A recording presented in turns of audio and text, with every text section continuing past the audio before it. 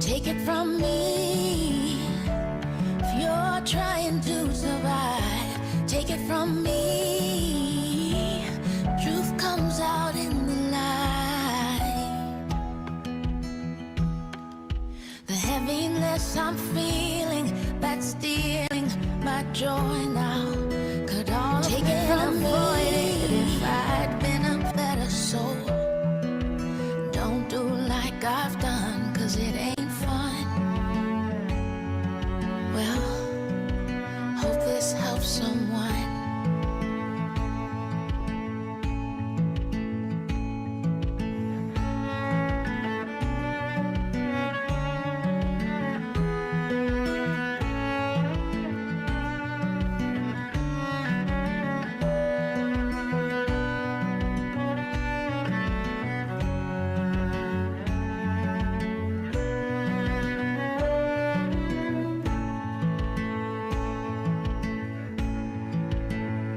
So take it from me, if you're trying to survive. Take it from me, truth comes out in the light. So choose to be respectful and helpful and honest. Choose to leave your ego and your pride outside the door. Otherwise you'll hate what you become. Well, hope this helps someone. Well, hope this helps someone.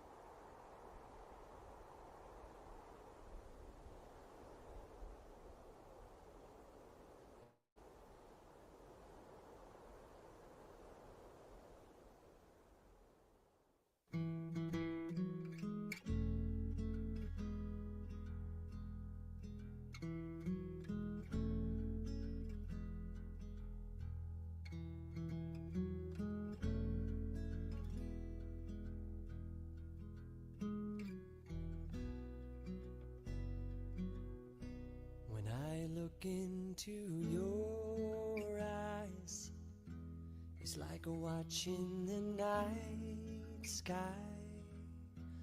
or a beautiful sunrise. Well, there's so much they hold, and just like them old stars, I see that you've come so far to be right where you are. How old is your soul? Well, I won't give up on us, even if the skies get rough. I'm giving you all my love. I'm still looking up, and when you're needing your space to do some navigating, I'll be here patiently waiting to see what you find. 'Cause even the stars, they burn. Some even fall to the earth. We got a lot to learn. God knows we're worth it. No, I won't give up.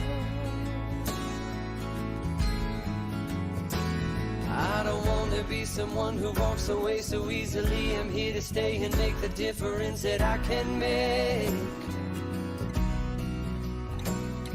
Our differences, they do a lot to teach us how to use the tools and gifts we got here. We got a lot at stake.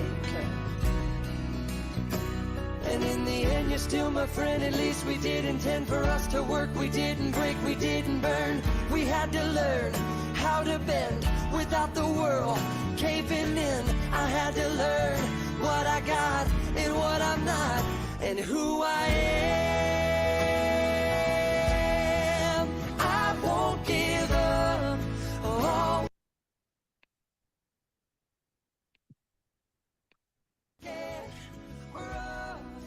Giving you all my love. I'm still looking up, still looking up. Well, I won't give up. God knows I'm tough. He knows we got a lot to learn. God knows we're worth it.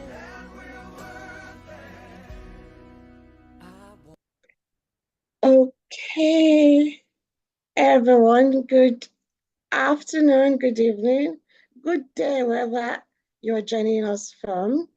My name is Amina Yunusali, and I am a family therapist based here in Nigeria.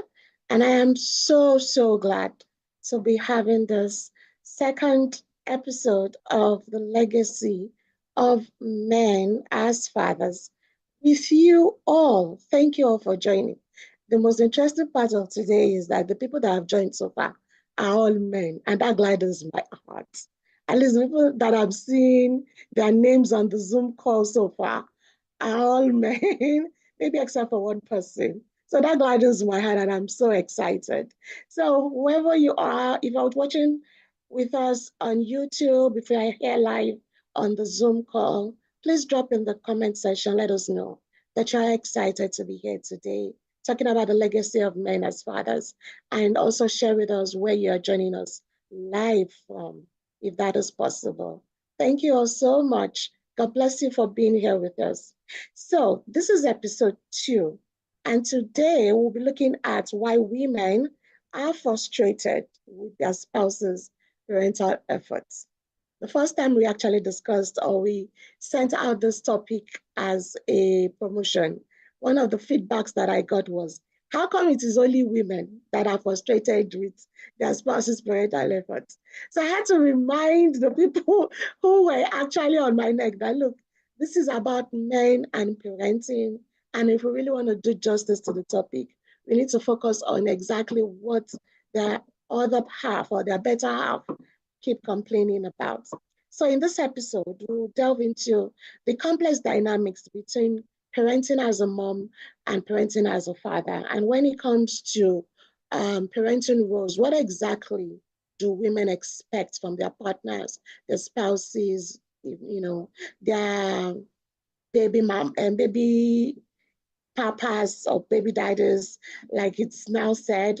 What are the unspoken struggles that men do have when it comes to parenting, and what is the gap? Because really, there seems to be some gap, but as a woman, we may not, as a woman, I may struggle to understand what my partner is going through if it remains unshared. So I am thrilled, myself and my guest speakers today. We are so thrilled to have you join us on this live talk show where we'll be digging deep into those complexities and also hoping that you'll be sharing with us your own life experiences, all your questions and concerns, and how fathers can parent better. This particular talk show is brought to you by Timeless Soul Incorporated and Better Dad Network. We are a team of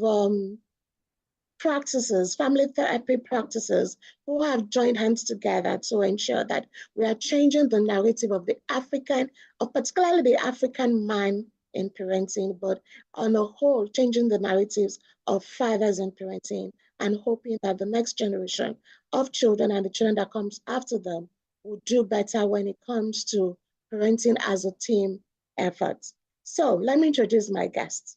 I'm going to start with one of the longest, one of the coaches I've known the longest on this journey. And I keep telling him, I say, he is the only person that I know that is proud to call himself a house husband. In fact, the first time I came across him and he said he's a proud house husband, I had to go back to the dictionary. No, so I had to go back to Google to go and confirm what exactly does a house husband do. And if you check his Facebook post, all the social media posts, you would see how enthralled he is with his role and how much narratives is actually changing when it comes to parenting. So it gives me great pleasure to introduce Coach Ade Jones. Thank you so much for being here. Ladies and gentlemen in the house, please feel free to welcome him in the chat so that he feels welcome to be a part of this event today. Woo! Thank you. Welcome, Coach Ade Jones. I'm so excited to be part of this conversation. Thank you for having me here. It's such an honor to have you too, sir.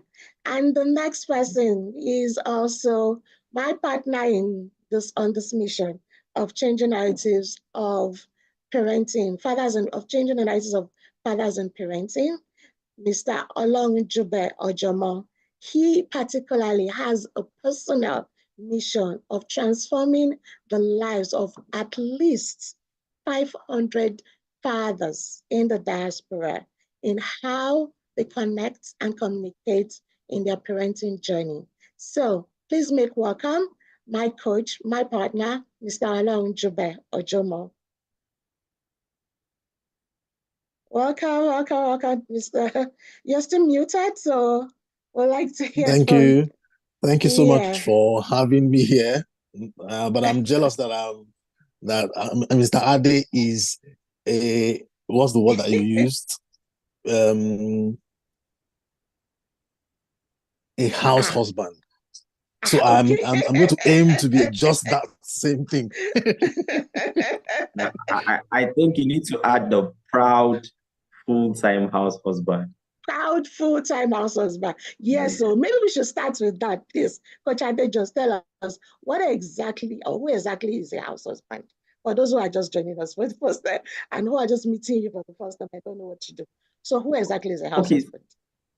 Okay, so basically, a full-time house husband is a father who is intentionally deciding to be involved in the runnings of the family. So you're at home, you want to see and be a part of the day-to-day runnings of the home regarding the children, being available for your wife.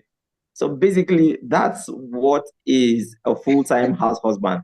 However, the problem is we have a skewed cultural context of who a full-time housewife is.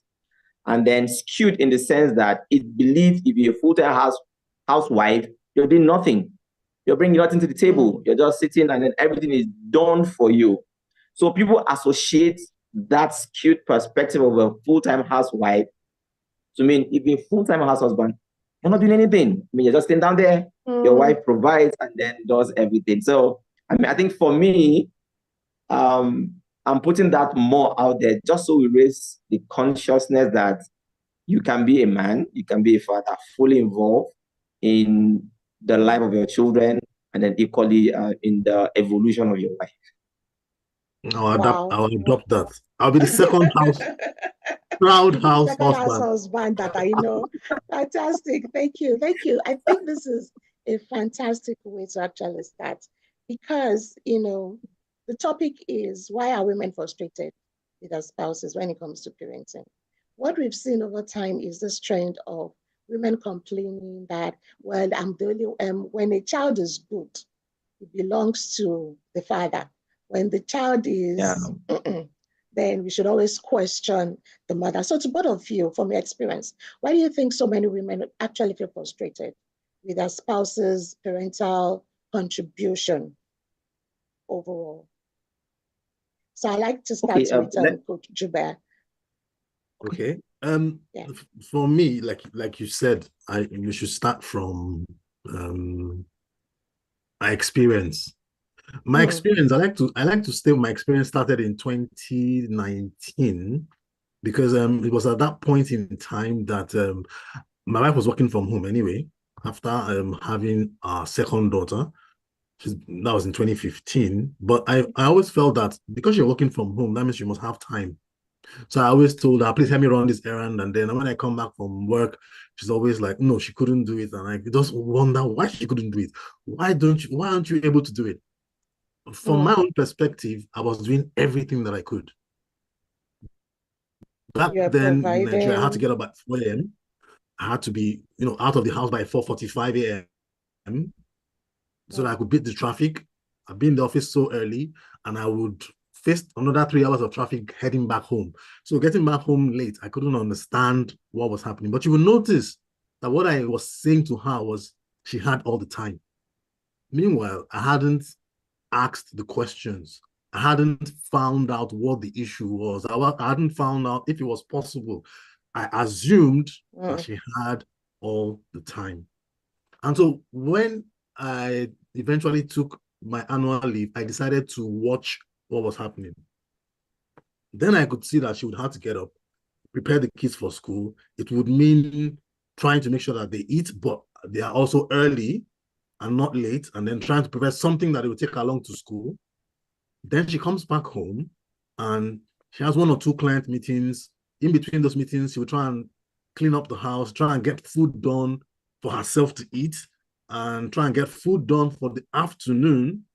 And before you know it, it's already time to go and pick up the kids. And once she does that, it's homework, and then it's time to cook food in the evening, and then the day is done. So at the end of the day, she didn't really have up to 4 hours actually to work on the business. She didn't even have time to go on any other errands that I was talking about. So I could then understand what she was saying, but that wasn't enough. So I decided that the next week I was going to do it. I was going to be the one running the school errands and everything. And I felt like dying. The weekend was even worse because for the weekend, I decided that, okay, so what will happen is this. Go and have fun with your friends, your girls, your women friends and everything. You guys go and watch a movie. I'll stay home with the kids. I was tired in less than 3 hours because it was exhausting. It was physically exhausting. I came to appreciate everything that she did. And then after that, I told her that it's a blessing that we should actually exchange roles and see what each one is going through. So when they say they are frustrated, I thoroughly understand it. And it's justified. It is justified. Wow. I can just imagine that first weekend and how you're having to deal with the girls by yourself. And there's no phone a friend at this time. So Coach Ade Jones, what was your own experience like?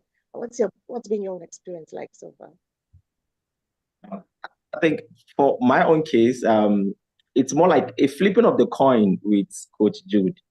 So a house husband, I'm equally the stay-at-home dad, right? And for me, I used to homeschool 2 of our kids. Okay. And yes, while my wife goes to work. So my typical day is, right, sometimes I'm up 3 a.m. I need to do some writings, prepare my post for social media. By 4, I'm cooking breakfast so that the children will eat, my wife will eat, go to school, we homeschool. After homeschooling, of course, you need to make lunch for the children. So don't forget with children in between, besides learning, every 30 minutes, someone is poo-poo, someone is fighting, someone is my pencil this, So all you're absorbing this energy. And for me, so it's like, that's the circle, right? However, for my wife, she could come back probably maybe, let me say 2, 3 p.m. And then when she stepped into the house, she was like, why is the house scattered? Right? Oh, you did not arrange the room. No, I could clean the house like 3, 4 times because we're homeschooling. All part of the rooms are classes, right? So she could come in, the bedroom is scattered because maybe we had to play inside, we had to do this. So I kind of understand what women say when they say they are frustrated with parenting. Why? Because they are doing everything and then they feel invisible, not heard, not appreciated. Because I feel that way, right? A part of me we expect, after going all through this circle with these children, my wife should come and say, "Oh, how was school today? How are you guys doing? Oh, well done." Of course, my wife is the Minister of Health. When she stepped into the house, why are the chairs scattered? Oh, you guys have not cleaned the bathroom. Oh, this is not done. This is not in place. So when we flip the role, I understand what it means to say when they are frustrated. For me, it's beyond being justifiable. It's that the frustration is feedback, is data. It's saying, can you just pause and see me? Can you just pause and hear me? Can you just pause and appreciate me? Can you just pause? Just pause. So it's a necessary feedback that is an invitation for, can you just pause and then let's talk. Wow, wow, wow. I'm listening to this and I'm imagining 200 years ago what that person hear me would look like. Because again, what we have, I mean, we're having these discussions because, glory to God, there's the digital, majority of our audience are not even right here with us. Well, I'm in Lagos. Juba is in the UK. You are also in Nasarawa there, and we are all scattered all over. So we can have this discussion with the context of there are different environments that we all come. But there's one unique thing that binds us, and that's the way the cultural perception of these roles of fatherhood and motherhood has been defined to us way long ago in the time of our own parents, and how it is now difficult for even the modern intentional parent or individual to say, I want to take a step back and pause and appreciate my spouse's efforts in this. I mean, you have a wife who comes home to kind of like check on you, like, what have you done? But you can understand why she's having to do that. If the roles were reversed, it's going to come as like, why is it not just appreciating all what I have done? And in the case of Kojuba, it is about really seeing that, okay, I want to really see or know what she's going through so that I can do that.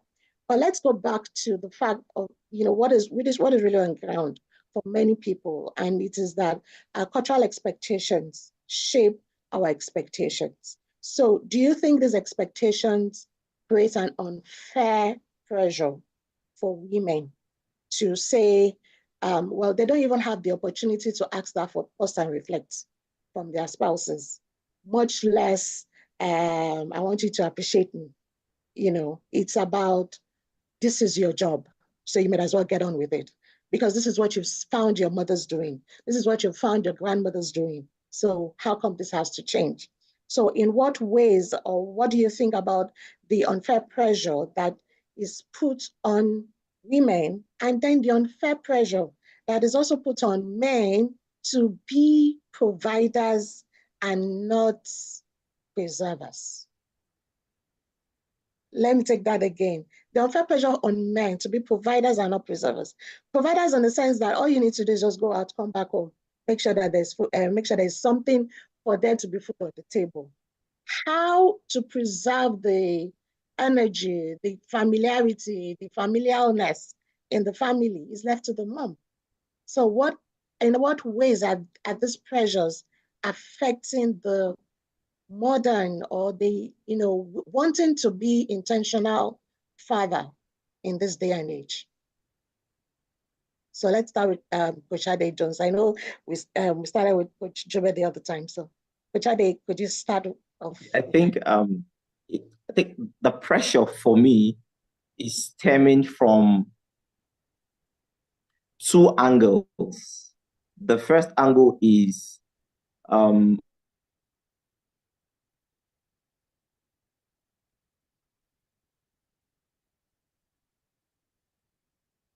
okay, I think we lost him. Maybe his network. So Coach Jobe, do you want to go on? Yes, let me go on. Okay.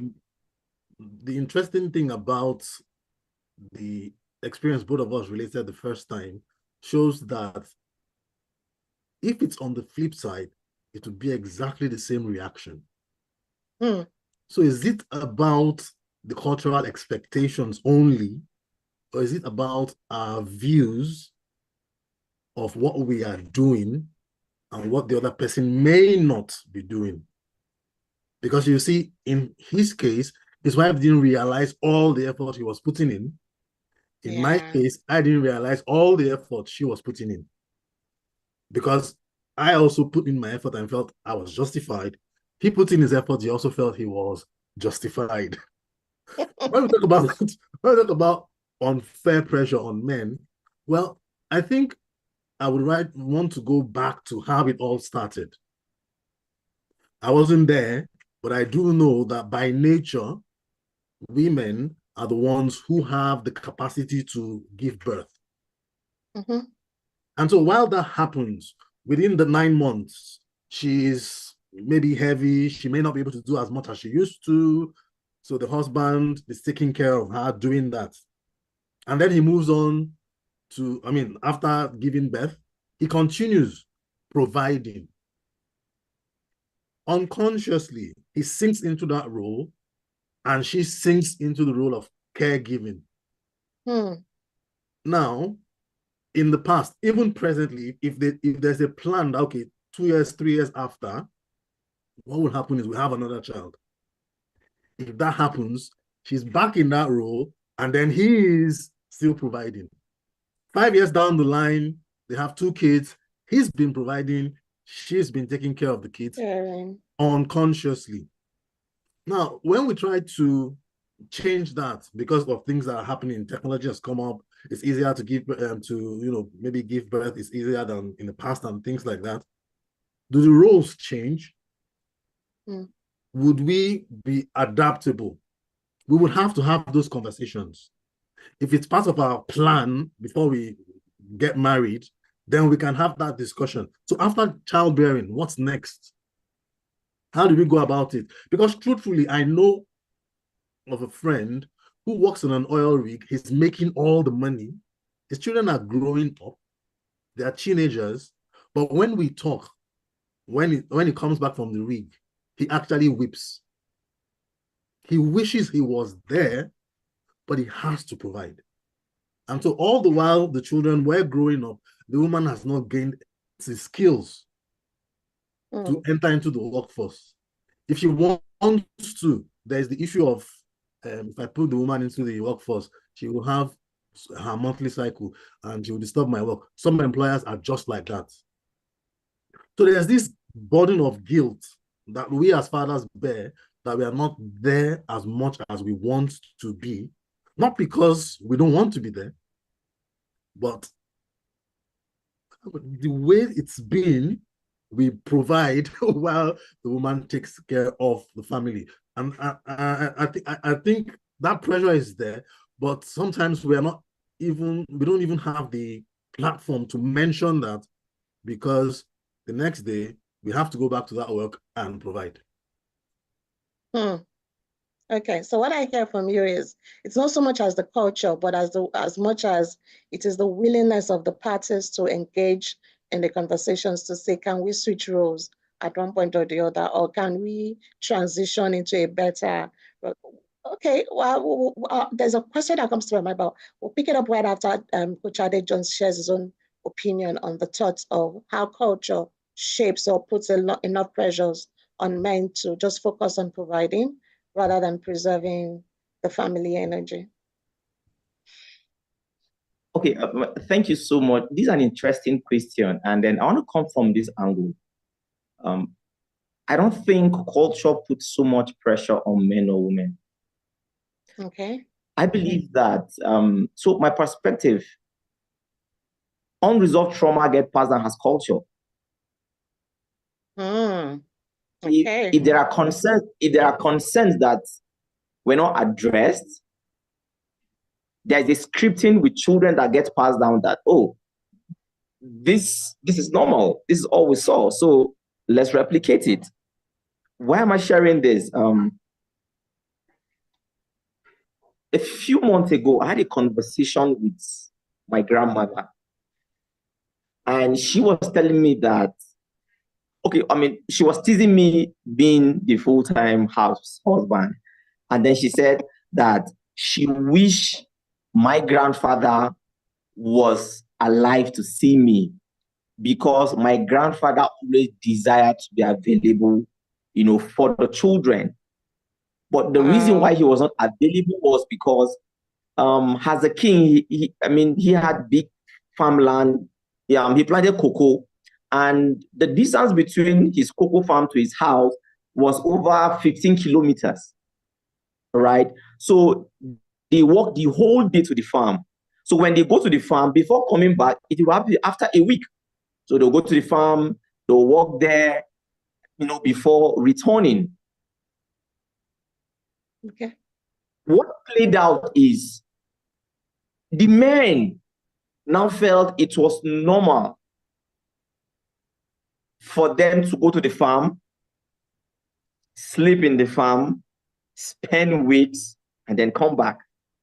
Today, as I speak to you, the farms in my village, they are not that far again, of course, because of growth. However, the men still go to the farm, sleep in the farm, cultivate the farm, spend days away from the family before returning.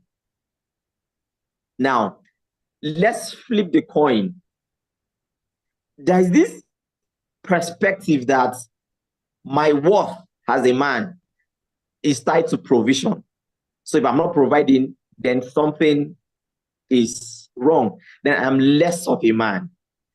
And again, this isn't culture, but what we saw over time without understanding what was happening, but we embraced as the reality. So yes, while culture is playing a role, there are conversations that this generation didn't have with the past generation about why did you do the things you were doing? Why did you behave this way? Why did you act this way? Why were you not available here? Why were you spending days in the farmland? Today, if I don't have a farmland and then I work from home, do I need to leave the house, disappear, and then come back after a week?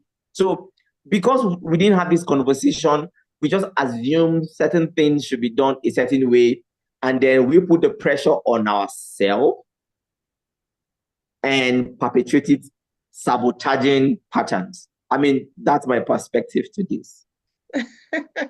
Okay, well, these are perspectives that even I, as a coach and therapist, I don't think I've actually explored this deep in terms of what you just said, Coach Ade, that trauma is passed down to us and we accept it as culture. And when you said that, and when Coach Jube also said that, it's not necessarily about the culture, but the conversations. And I'm thinking, well, children have never been fantastic as doing what we say, as much as they've been fantastic at doing what we do.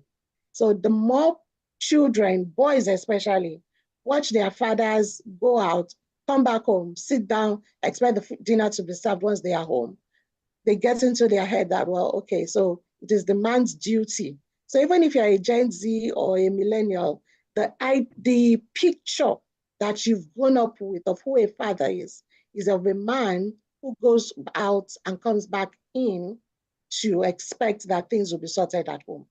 Not much has changed, right? But again, now we are saying, let's have the conversations. But it does seem, and this is driving back to the topic, it does seem that the women are the ones driving the conversations or asking for a refresher course on parenting, that let's change this narrative. It is no longer about it is the woman's job to parent alone. Let our men be involved. So what then is holding them back? What then is holding the men back? A few things is holding the men back. And one of it is competency. So competency in the sense that, I mean, a lot of us men are confused about a lot of things. I mean, we don't talk about it because we grew up in a culture that demonized you being vulnerable, demonized you expressing your fears, demonized you seeking for help, because you are assumed to be alpha and omega. I mean, you're supposed to know everything, right? You're supposed to hide, behind the shell of masculinity, even though you can do certain things. But the truth is, the reason why men are not doing certain things is because even when they want to do it, they don't have the skills and competencies to do that. So let me give an example. I've had conversations with a lot of men who desire that. Oh, I mean, they should cook for their children or their wives, but they do not know how to cook, even though they have the time. So because they don't know how to cook, they will hide under the umbrella of I'm busy. They will make themselves busy just so that it aligns with, their adopted narrative that, oh, I mean, I can't cook. I mean, that's one. It's about competency. Number two is they are scared of being vulnerable, right? Scared in the sense that if I try this and fail, how will I be seen? I mean, will society embrace the fact that I'm trying to do this that isn't in line with the status quo?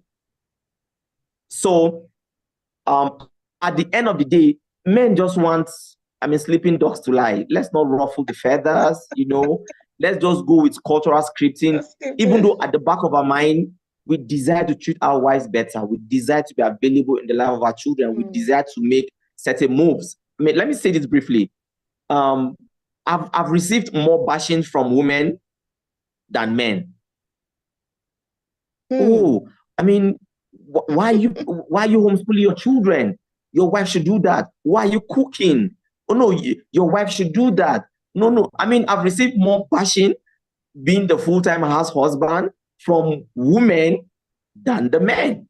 So it is a scripting where even the women let's just maintain the status quo. Kitchen is our own, the children is our own, being overwhelmed is our own. Please don't share in us. And then the men are like, fine, hello, if that's what you want to do, I'm cool. Let me find a way to get myself, engaged with other things. So like we're having this conversation, there are deep-seated scriptings we have to work on, not just on men. Even women need to embrace the fact that it's okay for men to be involved and then not be demonized, not be shamed. I mean, not be labeled. If men could get this embrace that it's okay to be involved, trust me, we can start this conversation. Okay, thank you very much for that. I'm not surprised when you say that, oh, you get more bashing from women, because again, it's like, do they want to now begin to teach us how to become better parents or what? But we'll come back to that. Coach Jube, what's your take on why do women, why is it why are men reluctant to engage in this conversation of, better parenting or involved parenting? I would agree with Coach Ade on what he said, that, the culture is still there. Yeah. But I'd like us to look at the fact that that culture has been there since the beginning of time. It's only now that recently, because of things are easier, because of technology and stuff like that, that we're having these conversations. Without that, we probably will revert to what is happening right now. I want to take a scenario, a real life scenario. Right now, if you have countries that are expecting refugees from war, like in Ukraine, who do they expect to come? The people who carry the crumbs, women and children. Where are the men? They're expected to be at war, because society from time has always believed that the women should take care of the children while the man provides in terms of, in this case, it would be in terms of fight the war so that the country can be stable. So it's a conversation that will happen, but it's going to take time. It's going to take time. It's going to be something that, okay, we would ease into. And like I said before, a lot of men that I know, some men that I know have guilt. They want to do it, but they are not able to. And the workplace is not even making it easier.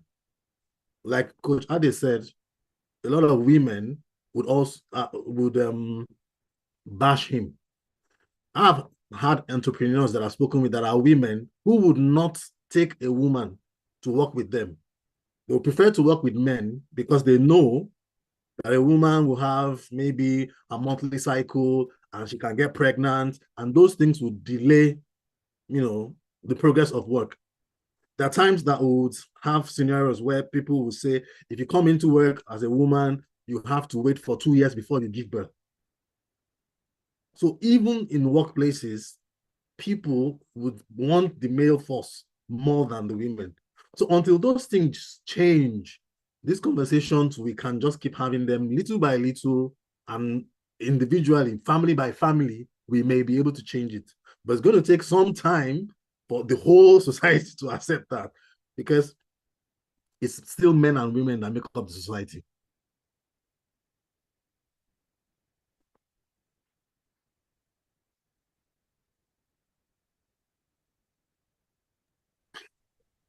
Absolutely. So if you're just joining us, so far we've been talking about why are women frustrated by their spouses' parental efforts or involvement. And we have been enjoying having Coach Ade Jones and Coach Chube Ojomo join us on Zoom. I've had some few comments, and Tom, for instance, said for him, he used to think that since he worked 16 to 18 days, 18 hours days, that he didn't have to come home to do any chores when he got back from work. So, and his wife did not agree. I can imagine how that conversation went. But when you come back home, you're tired, and she's like, I'm also tired. And everyone is just like, okay, well, we are both tired.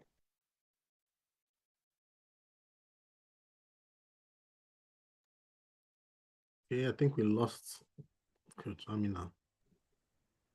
I think the network threw her off. Yeah, the network threw her off. Before she comes back, yeah, I want to highlight a thought around what you said. Is that okay? Yeah, that's fine. That's fine. Let's keep the conversations going. Now, there are religio-cultural dynamics that we are not paying attention to. Okay. And the religio-cultural dynamic is that as a cultural man and as a religious man, there are privileges that I have, right? That when I look at them through the lenses of awareness, they are so unjust to not just a woman, but my partner. Okay. Listen, it's Continue. No, please go ahead. Go ahead, Jones. Yes, and this religio-cultural perspective, they serves me, the male, and then the man. Now, let me make it this way. I can choose to leave the house and come any time of the day. Culture permits me. Religion permits me to do that, right? However, in the light of responsibility as a leader, in the light of accountability, that's not fair. Why? Because if I can leave the house when I want, if I can behave a certain way, if I can be responsible and not being held accountable, I should permit my partner to equally exhibit that form of irresponsibility. Let me take it a step closer. A lot of us who subscribe to religious perspective of parenting, let me use example, those who subscribe to Christianity and their idea of parenting is borrowed from Judaism. In Judaism, parenting is the responsibility of the man. However, because we are mixing our religion and culture, we can choose which one we want to do, and then which we want to delineate, and then which we want to propagate. At the end of the day, as we evolve, it's about saying this home is a system, and no system runs well because my own sentiments are higher. Rather, we should integrate our perspectives. We should ask ourselves, what do we need for this home? How do we run our family? What do we want to portray as a family? That should be the basis. If we don't do that, it means we can hide behind, culture, religion, and just perpetuate what works for us. Not really culture, not really religion, but what works for us. Because certain demands of the culture or religion, trust me, we are not doing it. We're just choosing what works for us, then we do it. All right. Again, thank you so much. This is to buttress what Jude said about that. Yeah, we can keep having these conversations. Now the addition is these conversations have to be, can we be truthful to ourselves that we can start making these changes? We can start choosing our partners like they deserve it, like they are worth it. We can start, bringing that balance to how we parent, and then really, really following the dictate of our culture or religion like it demands, not just choosing or picking what works for us and then throwing, what doesn't serve us. Okay. Thank you so much, Coach Adejos. So while internet took me out a little bit, somebody sent a message on WhatsApp and asked that, is it that your guests are now asking us as men to start washing diapers and cooking food while the women go out? Isn't that exactly what the Western idea of equality in parenting means? Shouldn't we look, and I'm glad that you actually addressed it religious. Shouldn't we look, he says, shouldn't we look at this from a point of view of how God and nature has created both man and woman to handle things like parenting and taking care of the family? All right. How do we respond to this? I would like to respond to that. I want to say that that's a very interesting question. I like the fact that he brought those things up, and I like the fact that Ade Jones has already mentioned things about religion. Judaism, like he mentioned, the fathers were the ones who were expected to raise the children. If you go through the Bible, you would notice that who were the ones who were chastised for not managing the children? Eli, the father. David, the father. There was not once that a woman was chastised for the child being bad in the Bible. Now let's move to Christianity. Some persons may read it wrong, but if you know Ade Jones in the Bible, in Ephesians chapter 6, verse 4, there, if you let me read it verbatim from there, you will see that it's talking to the fathers. It says fathers should go on bringing up the children in the mental regulating of Jehovah. So it's talking to the father to bring up the children, not the mother. Now, if you want to look at it from even a point of nature, it's the man who puts the seed in the woman. He owns the child. It's his responsibility to take care of it. And so for the question that was being asked about washing dishes and all of that, the truth of the matter is this.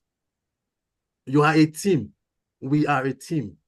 And our purpose is to raise children for the next 18 years. After that, they decide what they want to do themselves. So the question is, how are we going to work as a team to get it done? It's not about what role anybody plays right now. It's about how do we get it done. If your wife gives birth by cesarean, would you clean the child in the meantime? Would you do the diapers in the meantime?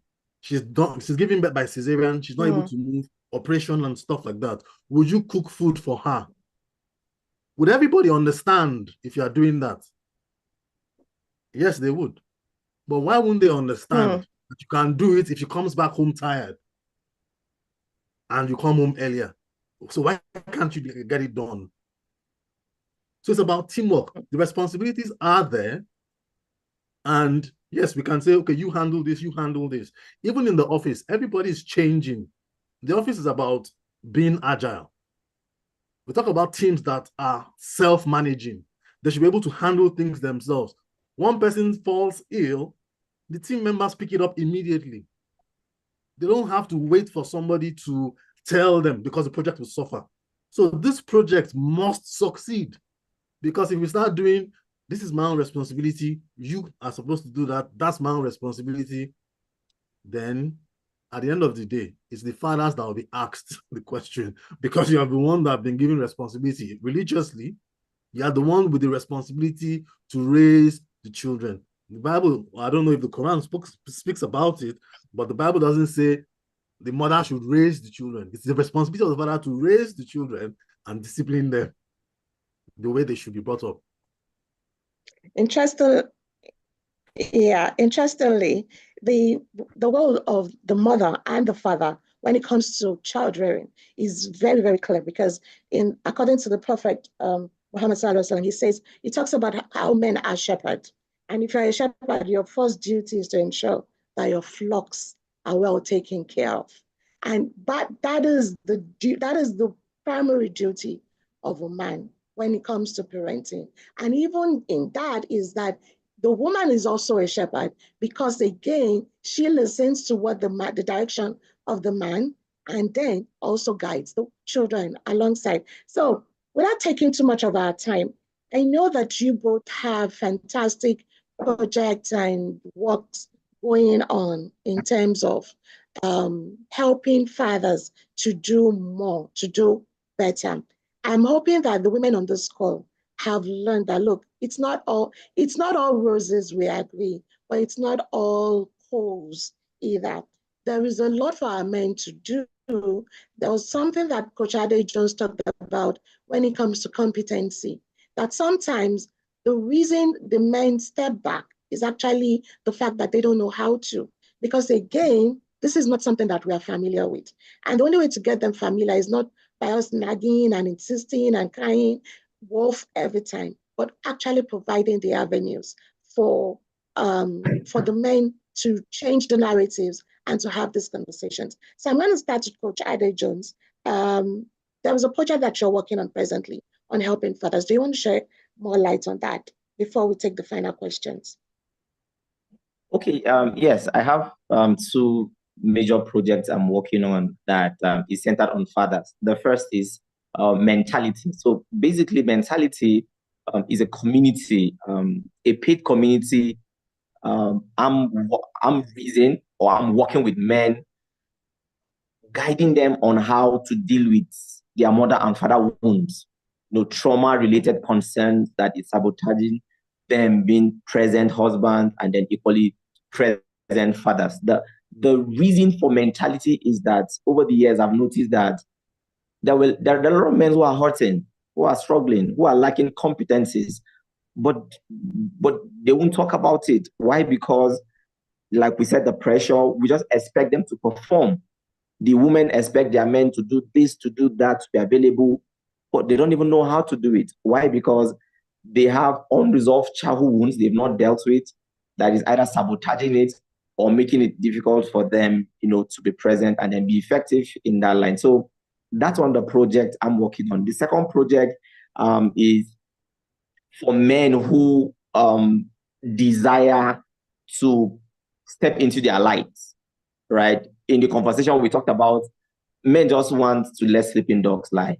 Yes, they desire that they should have this conversation, but how do you now start stepping into your light to speak your truth, irrespective of how culture will see you, irrespective of how skewed religion will see you? So this project is geared for us to just join our hands and then start this conversation. I mean, I like the is it the father network with Jude that you guys are doing? I mean, Yes, I Better love Dad this project. Network. Better Dad Yes, I Network. mean, this is beautiful where we just need to join our hands together. Let's have these conversations. Let's educate men. Let's bring awareness and then challenge us to do better, to leave a better legacy for our boys, for our girls, and then for the family system. And one of the ways to plug into this conversation is, I mean, I share my thoughts on Facebook, on WhatsApp and other platforms, but the best place to get me is on Facebook, and then we'll carry on from there. Okay, please, we'll put your link on the group chat, on the chat box very shortly. Now, Coach Jube, please go ahead and talk about this upcoming project that we have in December for the Better Dads. And just a quick caveat, I know that the topic has been why women are frustrated with their spouses' parental efforts. But it's also important for us to note that the reason we are actually working with men right now is exactly because of that frustration. So, Coach Jube, please go ahead and share the project with the group. Yeah, so for me, the project I have is why most parenting advice is wrong. It's a workshop that I want to carry out for men. And the reason why I say that is that right now, if you check on the internet, there's so much information on parenting. Everybody's talking about parenting. Lots of people are. But we still have families going down the drain. We still have children going wayward. In fact, right now, we have the worst generation of children that the world has seen. But everybody's talking about parenting. So for me, it's a case of how do we identify where the problems are? How do we know if what's the problem with the mainstream parenting advice? Because I know that the advice that that person gives and the advice that this person gives may not be the same thing, because we all have different family dynamics. I have a child who has special needs. The way she would react to certain things is not the same way that another child will react. And so the blueprint that I will use for her will probably be different from what I will use for another child, even though we are in the same family. So what can we do? So the workshop is aiming at helping, families have an assessment to understand where they are, what they need to do, and to build a customized approach to having your own family template. So develop your family template together so that you can know how to proceed. And that's the project that I have for December. Now, I think I see that you've put the link in. Okay. Chat. All right. Thank you so much, Coach Jube. Please note that this workshop, yes, we have. Please make sure, please note that this workshop is for men, right? We would talk about the women some other time, but one final question to both of you, please. I'm also going to put the link for Coach Abe Jones in the chat box very soon. The last question that I have is, what legacy do you both see? Do you both hope fathers leave? And what changes do you think are going to turn around the narrative of parenting into the positive light for men? Exactly.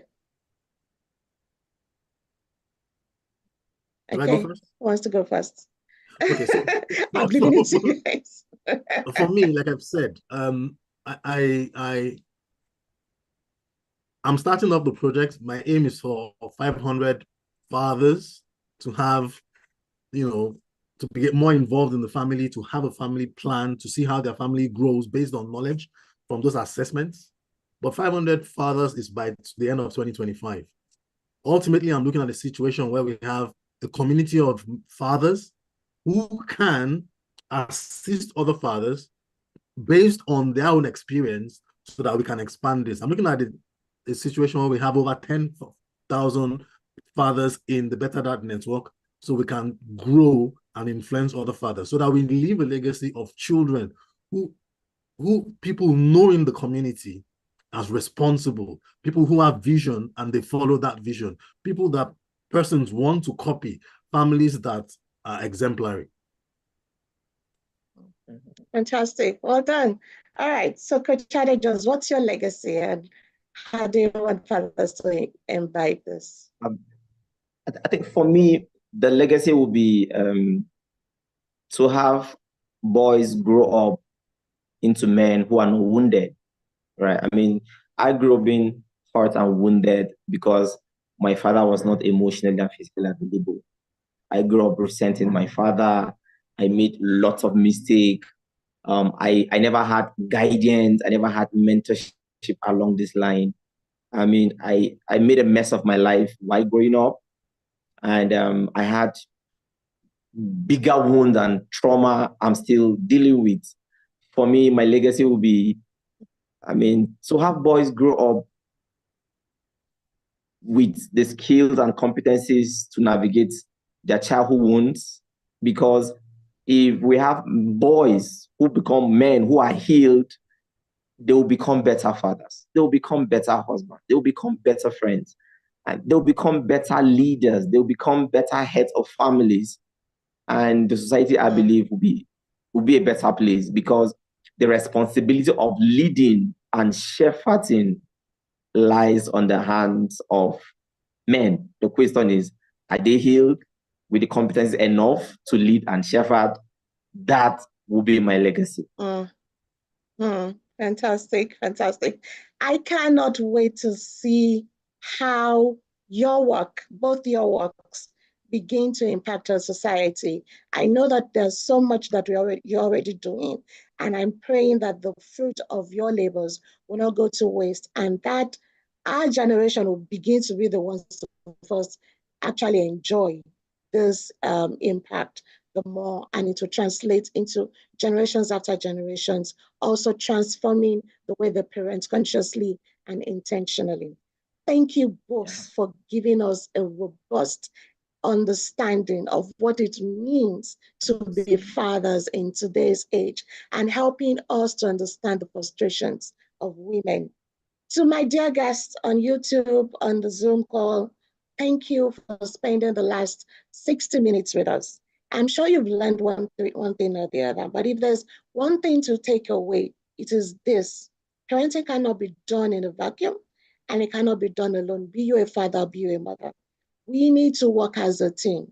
And if we want to work as a team, we have to understand the mission. So if you are a father listening to us today, it's time for you to get ready and to transform your parenting styles. And if you are a mom and you've been listening to this and you're frustrated, know that you're not alone, and we are working tirelessly to get you the help that you need with your partners and your spouses. It's been an amazing 16 minutes with you on today's topic, on today's show of the legacy of men and fathers. And until we come your way again, I ask you to please enjoy yourself, take care of yourself, and take care of one another. Have a blessed weekend, y'all. Bye. Bye. Bye. Bye, everyone.